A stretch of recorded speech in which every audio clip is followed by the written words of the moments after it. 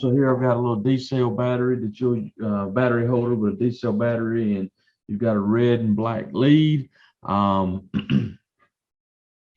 And the red's positive, and you maybe even can see this on the battery itself. You see the plus sign, and here's the battery outside the holder, and the plus sign is typically on the battery will be on the button side. The opposite end, the negative side, is smooth. There's no button. But when you hear the word polarity, that's what it's referring to, the positive, negative value or side. And so to use these, we simply clip on.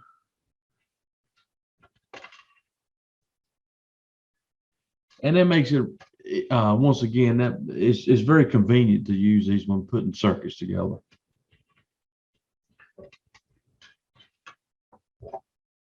The other thing I wanted to show you was you'll see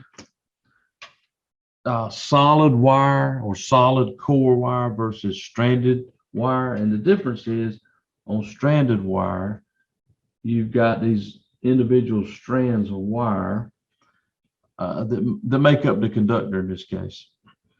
And typically when you have these strands, when you want to make a connection, the one thing you've got to do is you've got to twist all the ends together. And so now it would be easier, a lot easier to manipulate the end of the wire into whatever shape you need to make a connection. So that's stranded wire versus solid core. It's just a single strand of wire or a solid piece.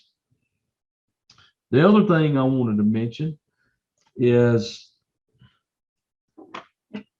wire size and using wire strippers.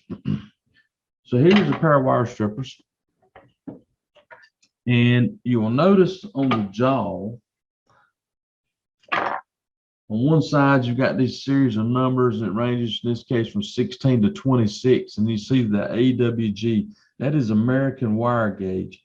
And so that is the standardized terminology used for wire sizing. And once again, you see 16 to 26, but the smaller the number, the bigger the wire diameter. And that's counterintuitive. What it has to do with is the current carrying capacity of the wire. The larger diameter wire, the more current it can handle. And how do you use these? So here I've got a piece. This is a 22 gauge wire. So you find the wire side, and you'll notice when I squeeze the jaws or squeeze the handles and close the jaws, you still have a hole. And it's designed to, based on that wire diameter, to simply cut only so deep. It will not cut all the way through. It simply cuts through the insulation so you can remove that from the end of the wire and utilize it in whatever circuit you're working with. So here's 22 gauge wire. I'll find a 22 gauge slot. I'll squeeze the jaws down, and once again, all it does is remove the insulation. But that is the wire, how to use a pair of wire strippers and the terminology.